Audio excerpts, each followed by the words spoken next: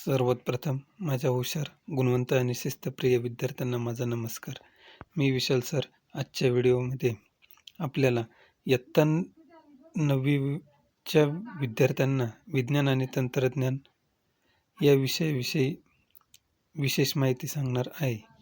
तरी आपण या चॅनलवरती नवीन असाल तर चॅनलला सबस्क्राईब आणि व्हिडिओला लाईक करायचं आहे. मग इयत्ता 8वीपर्यंत आपण ही सामान्य विज्ञान बघितलेलं होतं.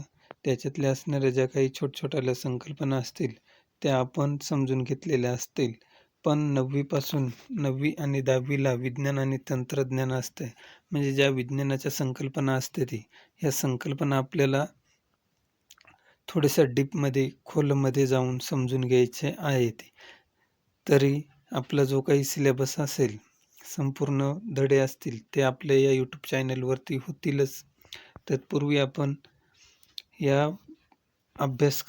हा अभ्यासक्रम काय करू समजून घेऊ.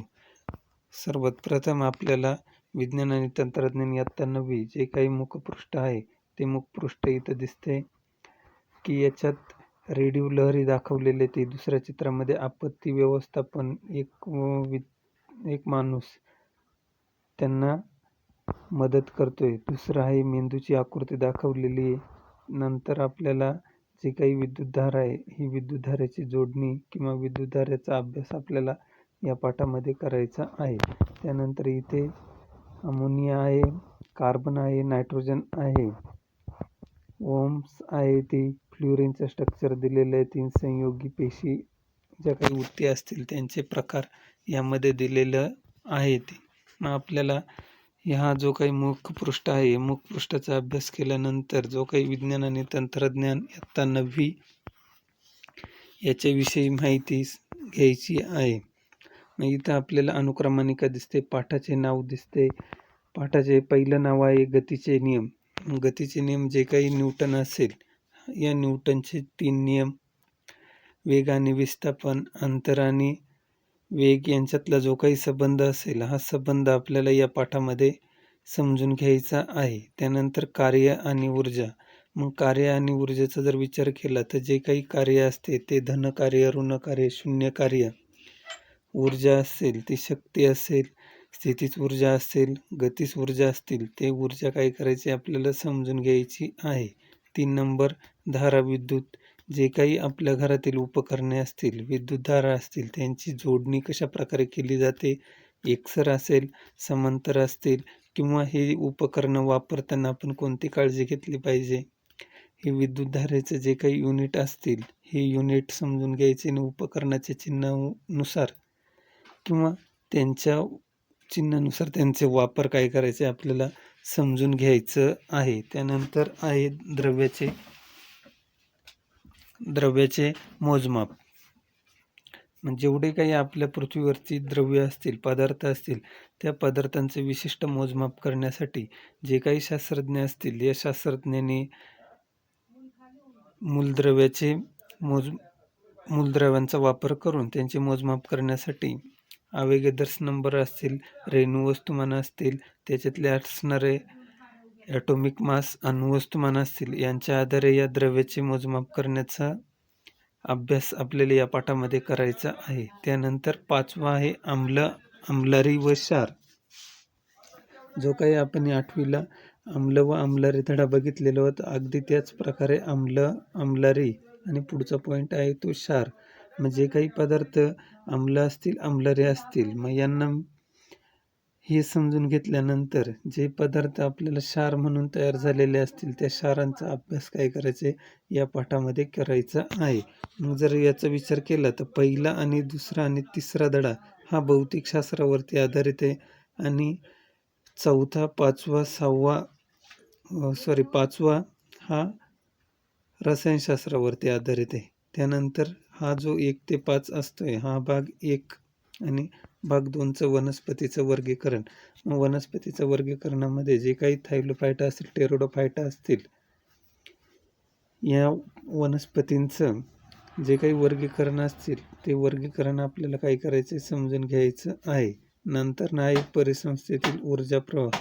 म्हणजे काही परिसंस्था असतील, या परिसंस्थेचा जो काही ऊर्जा प्रवाह असतील, एका सजीवाकडून दुसऱ्या सजीवाकडे जी काही ऊर्जा जात असतील, ते आपल्याला समजून घ्यायचे. अन्नसाखळी, अन्नजाळे, कार्बन चक्र, नायट्रोजन चक्र, ऑक्सिजन चक्र, नायट्रोजनचे उपयोग हे या पाठामध्ये आपल्याला व्यवस्थितरित्या समजून घ्यायचं आहे. त्यानंतर उपयुक्त व उपद्रवी सूक्ष्मजीव.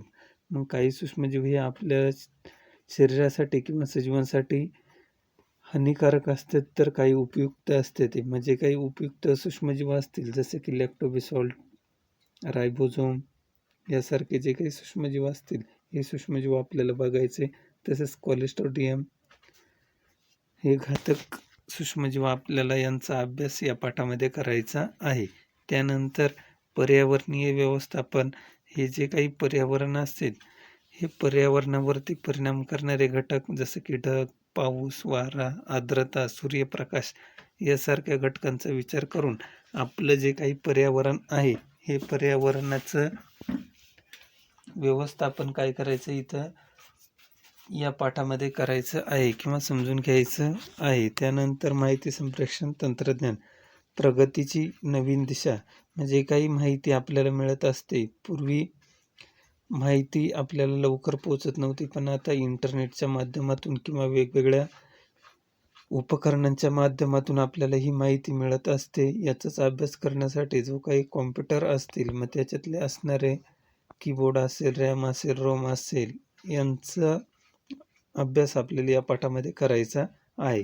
आता 1 ते 10 पर्यंत हा झाला प्रथम सत्रामधला अभ्यासक्रम. त्यानंतर द्वितीय सत्राचा अभ्यासक्रम जर बघितला तर प्रकाशाचे परावर्तन 11वा धडा आहे. मग या प्रकाशाच्या परावर्तनामध्ये जो काही आरसा असेल, या आरशापासून आपल्याला मिळणाऱ्या प्रतिमा असतील किंवा अभिसर काय आणि अपसारित आरसा म्हणजे काय, हे आरसे या पाठामध्ये समजून घ्यायचे. त्यांच्या ज्या काही प्रतिमा असतील त्यांचे उपयोग असतील. मग आंतरवक्र आरसा, बहिर्वक्र आरसेचे उपयोग आपल्याला या पाठामध्ये येऊन जातील. त्यानंतर ध्वनीचा अभ्यास. मग ध्वनी हा कसा निर्माण होत असतोय, कोणत्या प्रकारचे निर्माण होऊ शकतोय, ध्वनीला कशाची आवश्यकता असते, ध्वनी निर्माण होण्यासाठी काय गरजेचं आहे, त्याची वारंवारता काय, त्याची फ्रिक्वेन्सी काय किंवा वेव्हलेंथ काय, हे समजून घेण्यासाठी आपल्याला या पाठाचा अभ्यास करायचा आहे. तसंच ध्वनीचे जे काही उपयोग असतील, हे उपयोग किंवा ध्वनीचे जे काही प्रकार असतील, मग श्राव्य, श्राव्य, श्रावक ध्वनी, हे जे काही प्रकार आहेत, हे प्रकार समजून घेऊन त्यांचे जे काही उपयोग असतील ते उपयोग समजून घ्यायचे आहेत. तसंच त्यामध्ये सोनार यंत्र असतील, सोनोग्राफी असतील आणि मानवी कर्ण जो काही आहे याची व्यवस्थितरित्या आकृती घेऊन आपल्याला समजून घ्यायचं आहे. त्यानंतर पुढचं आहे कार्बन, एक महत्त्वाचे मूलद्रव्य. मग कार्बन एक महत्त्वाचे मूलद्रव्य म्हटल्यानंतर आपलं जो काही मूलद्रव्य बघितले तर आपल्याकडे 118 मूलद्रव्य आहे. त्याच्यातील 6 क्रमांकाचा जो काही मूलद्रव्य आहे तो कार्बन. मग या कार्बनविषयी विशिष्ट माहिती आपल्याला माहीत पाहिजे. मग कार्बनची स्फटिक रूपे असतील, अस्फटिक रूपे असतील, मग त्यामध्ये असणारे जे काही हिरा असेल, ग्रेफाईट असेल, फ्युलिन असेल, यासारख्या पदार्थांचा आपल्याला अभ्यास करायचा. मग त्याचे गुणधर्म काय, त्याचे उपयोग काय, हे समजून घ्यायचे.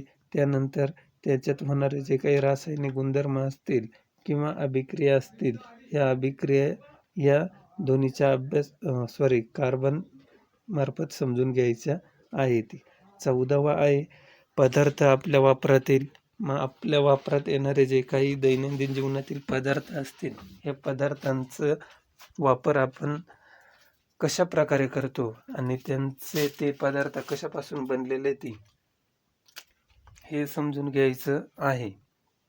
मग त्याच्यात असणारा सोडियम क्लोराईड असेल, ब्लिचिंग पावडर असेल, तुरटी असेल आणि त्यांचा उपयोग असेल, ते कसे बनलेले ते हे आपल्याला या पाठामध्ये समजून घ्यायचं आहे.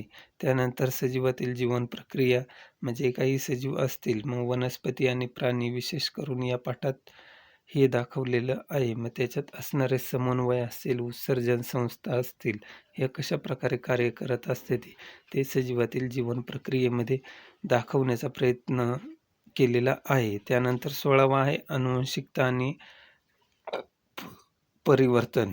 मग अनुवंशिकता आणि परिवर्तन जर बघितलं, तर जी काही अनुवंशिकता आपल्या एका पिढीकडून दुसऱ्या पिढीकडे घडत असते, मग ती कशाप्रकारे पुढं गेली, याचं मेंडेल या शास्त्रज्ञांनी योग्य प्रकारे उदाहरणं देऊन वाटाण्याच्या झाडावरती प्रयोग करून आपल्याला अनुवंशिकता समजून घेतलेली आहे. त्यामध्ये असणारे गुणसूत्र असतील, गुणसूत्रांचे प्रकार असतील, डी-एन-ए असेल किंवा आर-एन-ए असतील, हे समजून घेतलेले आहे. त्यानंतर 17वा आहे जैवतंत्रज्ञानाची ओळख.